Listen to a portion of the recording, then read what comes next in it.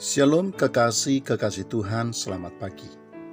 Firman Tuhan di dalam surat 2 Timotius pasal yang pertama, ayat yang ke-7 sampai dengan ayat yang ke-8 berkata, "Sebab Allah memberikan kepada kita bukan roh ketakutan, melainkan roh yang membangkitkan kekuatan, kasih dan ketertiban. Jadi, janganlah malu bersaksi tentang Tuhan kita, dan janganlah malu karena aku seorang hukuman karena Dia, melainkan ikutlah menderita bagi Injilnya oleh kekuatan Allah." Kekasih Tuhan, kedua ayat bacaan kita tersebut bisa menjelaskan kepada kita arti dan makna sesungguhnya dari keberanian.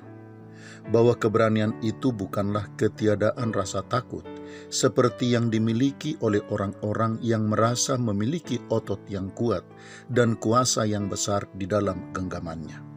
Mereka tidak takut kepada orang lain karena mereka merasa otot mereka kuat atau jauh melebihi kekuatan otot orang lain. Mereka juga tidak takut karena mereka merasa berkuasa atau karena mereka merasa kuasa yang ada pada mereka lebih besar daripada orang lain. Tetapi keberanian itu adalah keyakinan bahwa kita ada di pihak Allah dan Allah ada di pihak kita, sehingga kita melangkah dengan pasti untuk berjalan dalam kebenaran dan melakukan kehendak Tuhan. Karena itu, jika kita belum memiliki keinginan untuk melakukan kehendak Tuhan dan belum melangkah dalam kebenarannya, atau jika kita belum memiliki keberanian untuk berubah dan melangkah agar menjadi orang-orang yang berubah dalam segala sesuatu, maka sesungguhnya kita adalah orang-orang penakut yang masih hidup di dalam ketakutan. Hanya orang yang ingin menghidupi kebenaran dan yang ingin benar dalam pikiran, dalam keinginan, dan dalam perbuatannya, yaitu orang yang takut untuk berdosa, yang takut langkah-langkahnya salah dan tidak memuaskan Tuhan, yang bisa disebut sebagai orang yang berani.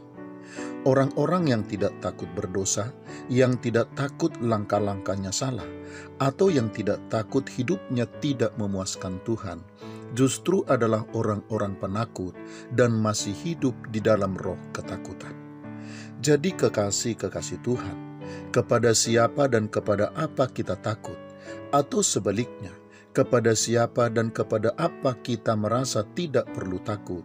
Itulah sesungguhnya yang menandai sekaligus akan membuktikan apakah kita adalah pemberani atau sebaliknya sebagai penakut.